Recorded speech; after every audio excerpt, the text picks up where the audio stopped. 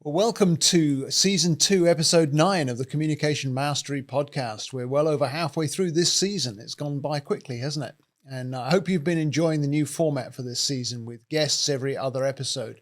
We've had some great conversations around the area of communication. We talked with Stephanie, we talked with Tom, we talked with Jeff. And then last episode, we were talking with two guys, Tim and Colden.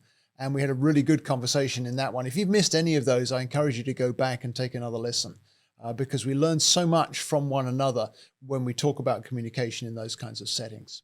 And I wanted to pick up on some of what we learned from last episode and carry it forward in today's episode.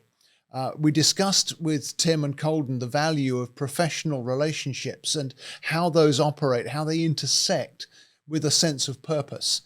Each of us has to live out of that sense of purpose, but the relationships we have in our professional lives can really make a difference as to how well we can express our purpose and to fulfill that calling, if you want to call it that. And during the conversation, we talked a lot about the respective roles of logic and of processing things cognitively, but also of the place of emotion in our communication. All of us have a place for emotion, and for some of us it's in the forefront, and others it's further back in the profile. But we also talked a lot about the importance of action, taking action, but also making sure that our actions are consistent with our purpose and with the processes that we've embraced to help us to fulfill our purpose. We talked a good deal also in that conversation about the importance of respecting one another's differences. And that's what I loved about that conversation, the way that Tim and Colden are so different and yet have figured out how to navigate those differences, of how to walk their way through their differences to a place of strength for both of them, where they're benefiting one another and they know their place in doing that. They're not stepping on each other's toes. They're not invading each other's space. It's not like the sort of the metaphorical car journey with three kids in the back seat, all fighting each other because he's breathing my air. But when we can figure out those professional relationships and the way that we fit together in them, respecting each other's differences, I think that what came through in that conversation was that modeling of authenticity. Being truly who you are, but also wanting to value who's around you and how you can be of benefit to them. And I love the way that Tim and Colden modeled authenticity for us. And so I wanted to start out today by talking about acceptance, because so often it's difficult for us to accept others when they're different from us.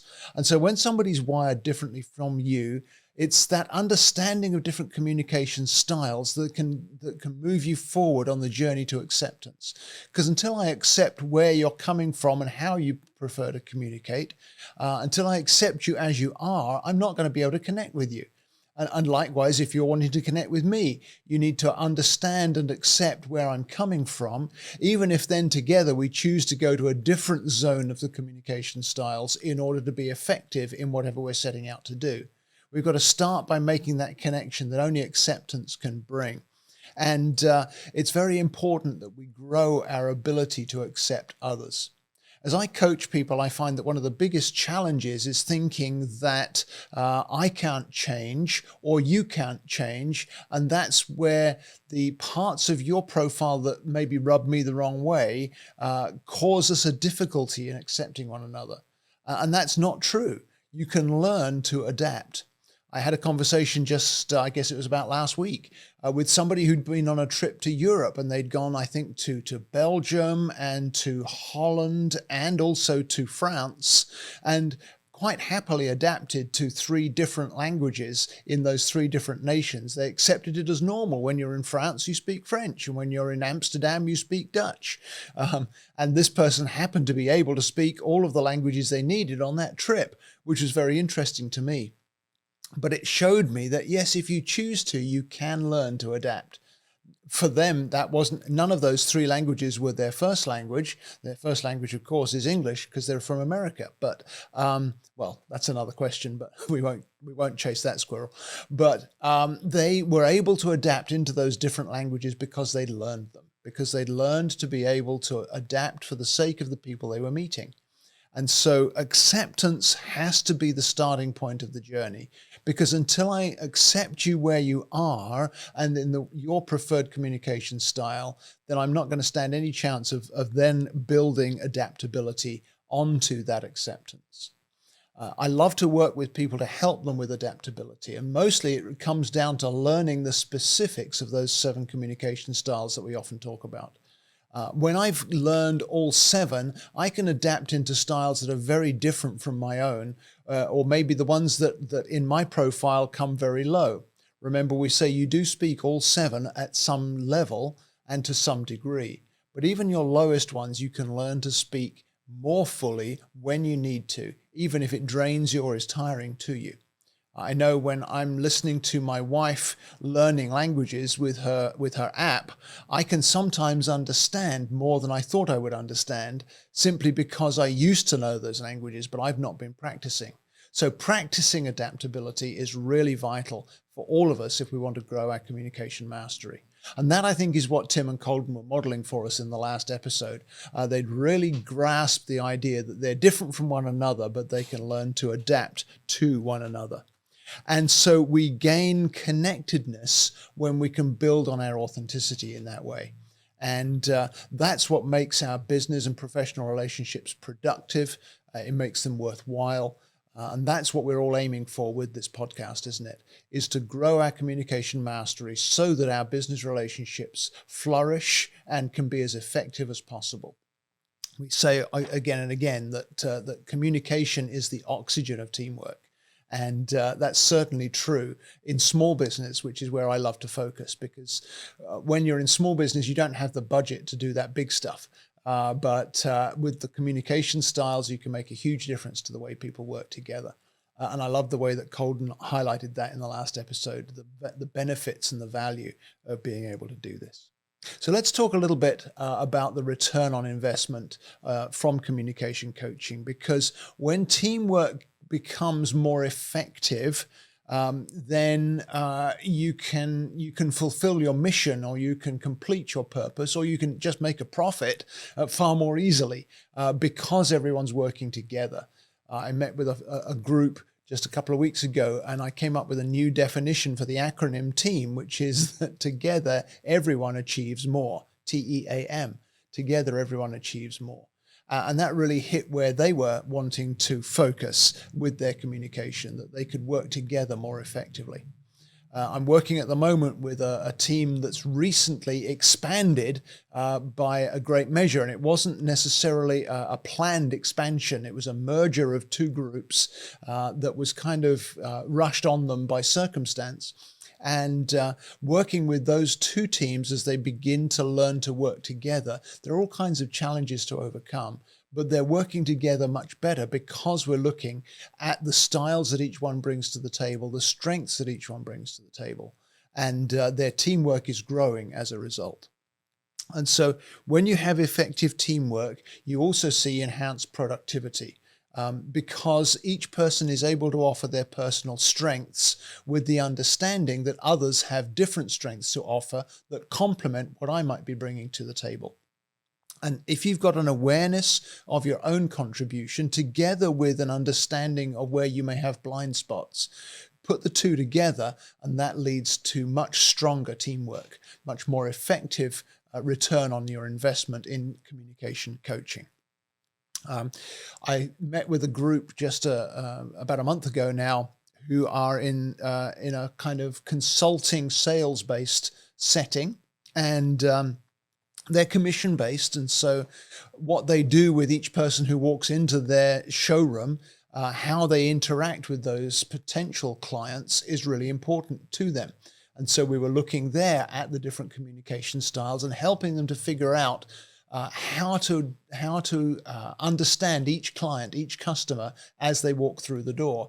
Obviously you start out with the niceties, hi, good morning, what brought you to us today? How can we help you? What are you looking for? But out of the responses to just those very few simple, bland questions to be able to zero in on, does this person require action for me to make a connection with them? Do they want to get to the bottom line quickly? or do they want to look at the details of what they've come in for and make sure we cover all of the bases with that? Or are they somebody who's just at the thinking stage of their journey towards hiring a consultant? Do I need to engage with them on a cognitive level and not try to demonstrate to them all the practicalities, but just get with them on the digging deeper on the thinking, being resourceful, managing the schedule rightly, or what those kinds of factors? Or has this person come in just because they had a feeling that the atmosphere of our showroom is something that they can connect with, and they want to create that feeling at home or in their business, and so I need to engage with them on an emotive level? So I'm helping that team to be able to define very quickly in their own mind, what mode of communication do I need to use with this person who I only just met maybe seconds or minutes ago, so that we can have that deeper connection for a greater effectiveness in serving them or in selling to them. Because when you're commission-based, then there's definitely a return on investment to be able to make those connections. I know with some of the realtors that I work with or have spoken with, they say there's great value in that kind of skill as well, because every client is different. And so being able to connect more deeply, more effectively, as quickly as possible can really be a valuable skill to grow. And one other area that's a return on investment, and I guess this comes back around to effective teamwork with some of the teams I've been working with recently. If you can reduce conflict with your colleagues on whatever team you're on, that also frees up so much energy, so much mental space, so much emotional bandwidth to be able to give yourself more fully to the work that you're doing together.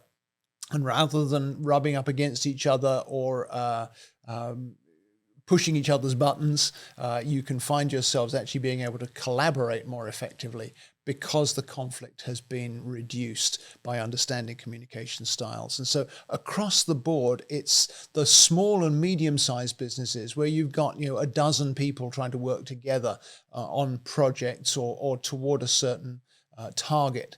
That kind of size of group, maybe even up to maybe 30 or 40 people. They don't have the time to send people away on long courses or to do great workshops or to hire in expensive consultants. But investing in communication in those settings can really pay off very rapidly, pay dividends in sales, in service, in teamwork, in customer care. All of those different areas benefit tremendously when we do the kind of things that Tim and Colden were talking about in our previous episode, where we recognize each other's strengths, where we begin to accept and value what each one brings to the table, where we learn to respect each other's differences, and where we model authenticity, living truly as we're wired, but also accepting one another for being wired differently. So that's the heart of what I've been learning out of these conversations we've been having. And next episode, we've got a slightly different conversation for you, because on that same line, I spent some time talking with Nick and Meredith at the Better Business Bureau a few weeks ago. And I was a guest on their podcast talking about how small businesses and medium-sized businesses, including nonprofits, can really benefit from this kind of coaching. And so our next episode, we're actually going to take a listen into that conversation, which draws out even more from what we've been talking about today.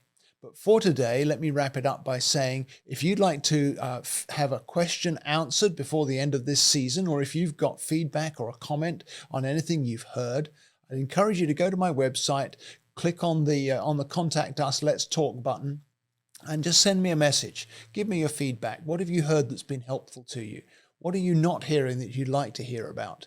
Let's include your input before we reach the end of this series. We've got more special guests in the pipeline. I'll tell you more as the episodes go by. But by the time we get to the summer, we'll have wrapped up a great season.